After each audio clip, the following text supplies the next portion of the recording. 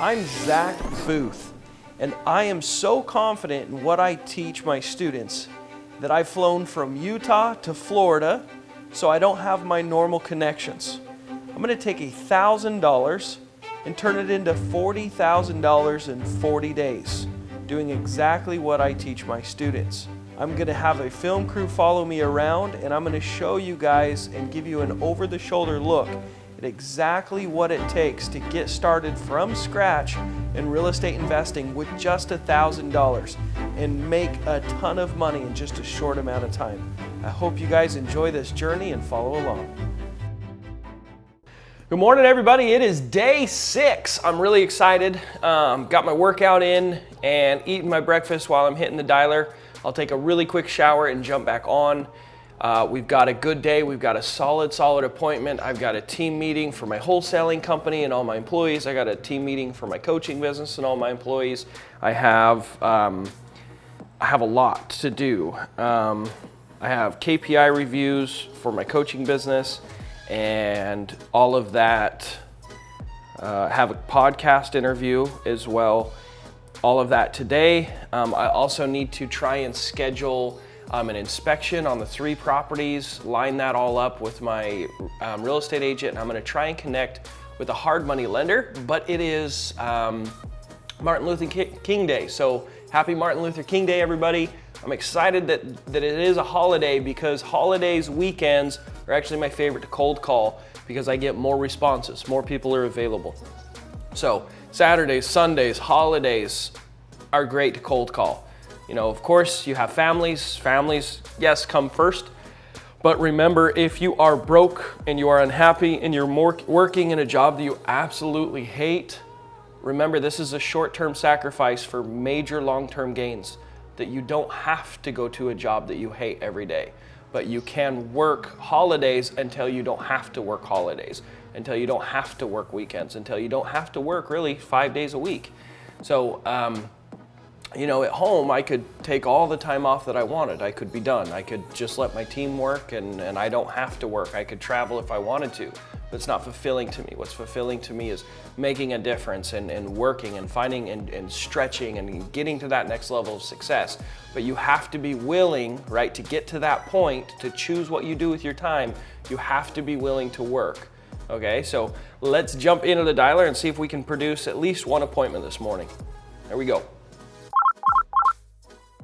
I was just wondering if you thought of selling that or if you'd consider an offer on it. No. Okay. Do you have any other properties that you'd consider selling? No. No? Okay. Well, thanks for taking my call. Just wondering if you thought of selling or if you'd consider an offer on it. I would be consider selling it. Just 2 properties, that one and another a mobile home in Strawberry Ridge. They go together for $230K. You pay all the closing costs. 230? Gotcha. Well, they sound like they've been great properties for you. Why would you even consider selling them?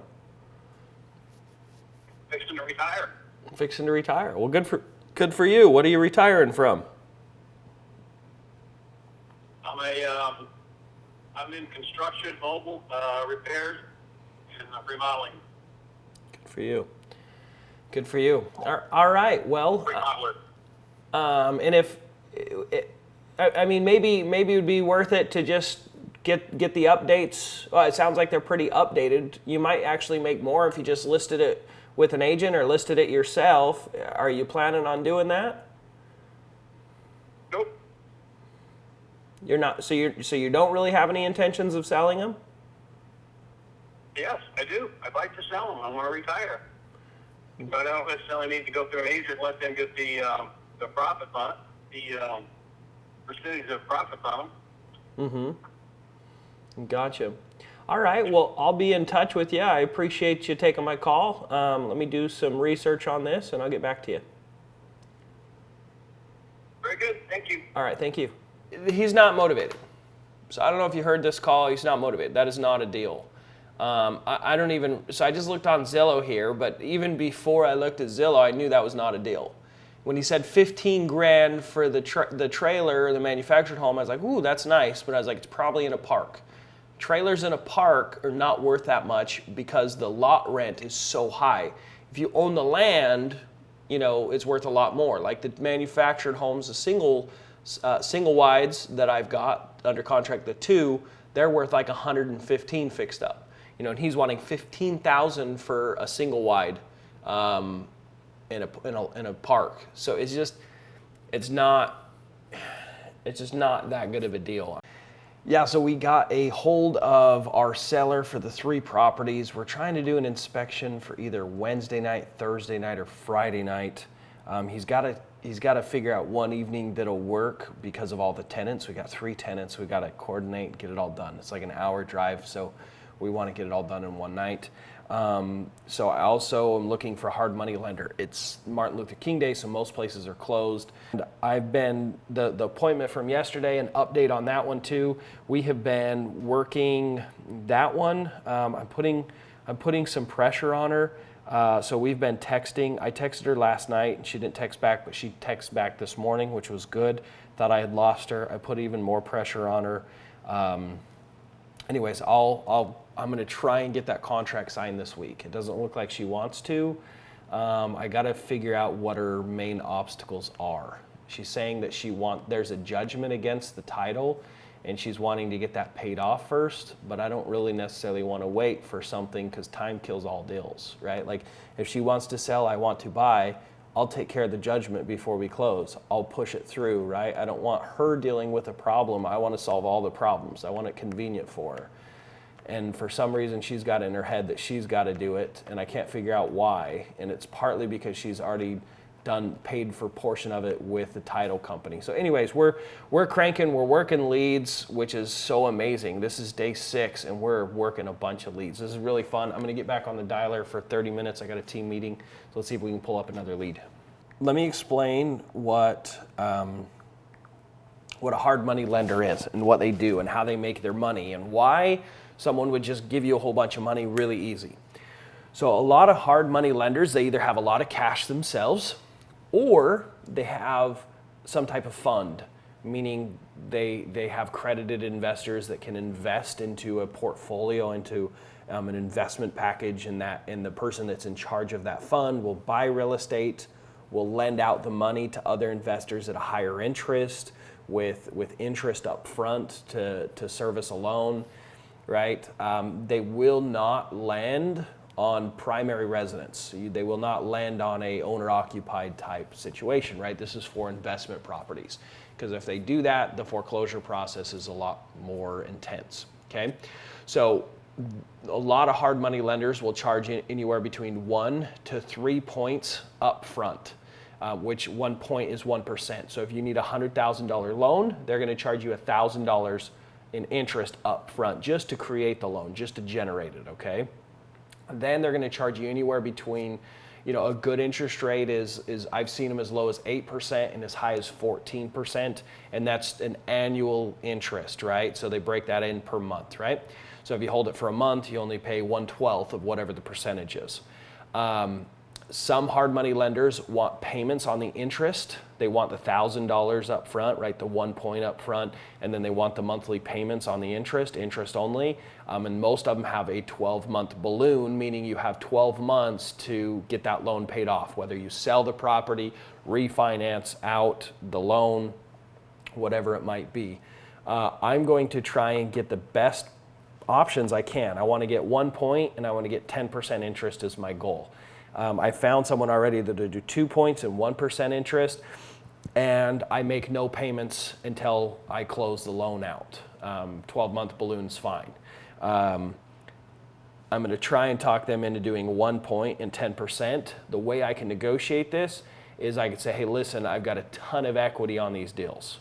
Right? If you have a lot more equity in the deals, they're already renovated, I can show them pictures, I can show them comps, I can show them those things.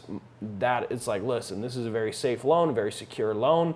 And if I have to, I'll give a personal guarantee as well, show my credit score, which is high, it's like 800, right? So my hope is to pay as little as I have to for the finance costs to be able to buy these properties and then resell them. So that's what I'm doing, that's what I'm working on. So I'm sure I'll get 2 or 3 people that I'll negotiate with. I'm sure this is one right now. Well, that took a fun turn now, didn't it, guys? I just may have made a $10,000 assignment fee to a very experienced hard money investor, lender, real estate like guy that knows his stuff. Like, isn't it interesting how if you're hungry and look for opportunities and be willing to get creative, you can find ways to be successful. I would be shocked if I can't make a minimum of $5,000 trying to assign this. He is not being absurd on what he wants. The only thing I forgot to ask is what it would rent for, but I can look into that. And I also didn't necessarily want to ask too much to sound stupid because I want to look up information, right? Sometimes like you'd be like, okay, what does a real estate investor do? Or what does a attorney do? Or like some of these basic questions that you might have. If you go and ask a really experienced investor, they're gonna be like, dude, go look at Google. Don't get annoyed, like don't get annoying with your questions. And so I asked him the essentials, and I'm gonna have to do some digging on this. Hey guys, it's been a hectic morning, cold calling, working out, team meetings, and we are on the drive to go get a contract. So this situation is a probate, meaning the owner of the house passed away. The children have not yet transferred the paperwork into their names. So it's two beneficiaries, meaning there's two sons of the deceased that are supposed to inherit these properties. They're both going to be there for me. And we talked over the phone about potential numbers. They'll make sense for me to make, I don't know, anywhere between $10,000 and $30,000 profit. And I haven't seen the inside, so I don't necessarily know how bad it is. I assume it's pretty bad. I can't remember. I'm pretty sure it was vacant. It was like a completely vacant house. Maybe it has tenants. I don't really remember now at this point. But, I asked the questions of, well, why doesn't fix it up and list it? And he doesn't want to deal with it, right? They've been talking about doing it for years. Dad died a couple years ago. And so when I called him, it just worked out that he's willing to meet with me and talk about selling it. So I had offered to pay for all the probate process as part of my earnest money. I'll need both of them to sign because they're both the beneficiaries. And then I'll take it to the attorney, pay the attorney, take the contract to the title company and already start paperwork. But, and then if it's vacant, which will be fantastic, we'll get the key. I'll put a lockbox on the house and I won't even have to go back to the house ever again. Any of my cash buyers will be able to just show up, open the lockbox, do the inspection, put it back, and then it's just paperwork done by other people at that point and I get paid. So I really am hoping that we can get this deal because it'd be a really, really easy 20 grand. I love vacant houses. So here we go. Let's see. I'm nervous. I really am. I'm nervous because I really want this deal. I want just like a really traditional assignment, quick off the bat for you guys, because the other ones are a little non-traditional, right? I'm having to get creative to squeeze all the juice out of them. But if this one's really run down, this should be a traditional wholesale deal. So we'll see how it goes. Oh. Yeah, so that was just she said she was a fiance of the deceased gentleman, and she's just been staying there. I don't know if she's paying any rent. So the property, it's interesting. I remember driving past this house, and me and Jonathan were like, hey, they ran out of paint. And this is the house. My cameraman's like, oh yeah, it is. But yeah, this is, I remember distinctly tagging this house. Kind of fun, right? 2 days ago, I tagged the house. Now I'm meeting the sellers. So they're not here yet. I'm going to text them, see where they're at. Camera situation. There's a person living there. I'm not going to bring the cameras through and make someone feel uncomfortable. She said, so are you the real estate attorney that's meeting them here? And I'm like, yeah. Because I don't know what they told the tenant. But she said, I know they're looking to sell the house. They've been telling me they were going to sell the house. So I know she knows that. I don't know what's going on. Anyways, we'll see. But I'm excited. I'm excited about this one. This property definitely needs some love. Some TLC, tender loving care. Those are my favorites. We'll see what happens. What's up, everybody? So the appointment went decent. He was you know, he was an educated guy. He had flipped houses, he'd done some research, pulled some comps, you know, and he's trying to figure out what the property's worth from the person that was living there. He got the mail, which had a lot of the information on what the mortgage information was.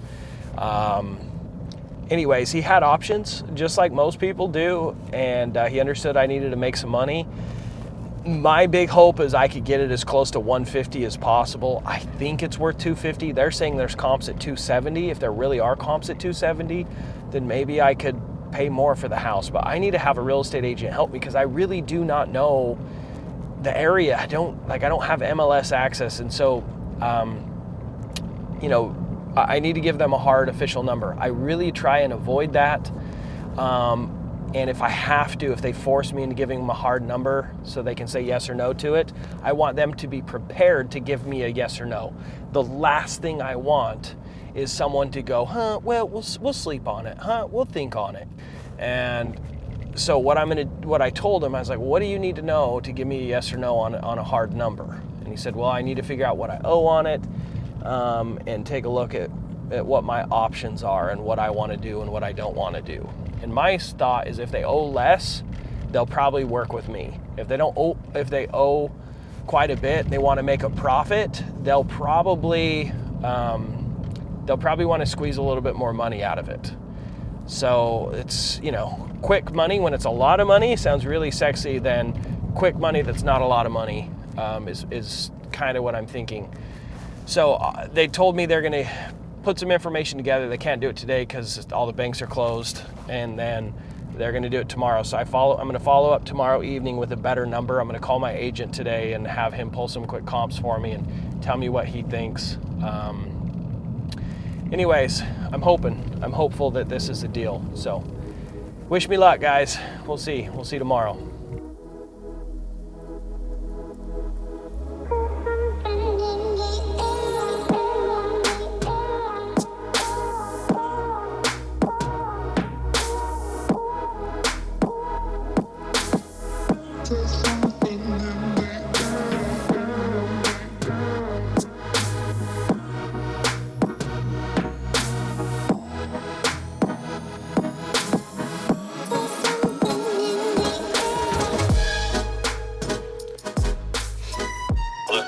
Hey Justin, how are you?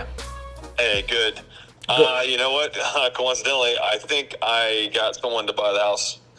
Him and his realtor just went there, so I'm waiting to hear back from them now. Gotcha. Well, good for you, man. Well, if it doesn't work out, Yep. I might be able to be a backup for you. So good for you, man. That's awesome. Thanks, appreciate it. Yeah, for sure. So the hard money on those three Okay. properties, what do you need from me, brother? I need the information on the properties and you know, like the ARV and all that stuff. What are your terms on your financing? Or do you need It's, anything else? Actually, That's fine for now. I do 5 points up front, with usually with just a 6-month term. all right. Well, I'm going to take a pass. I appreciate you. Okay. Keep me problem, man. posted on the other one, though. Yeah, sounds good. Take care. Okay, thank you. Yeah, bye.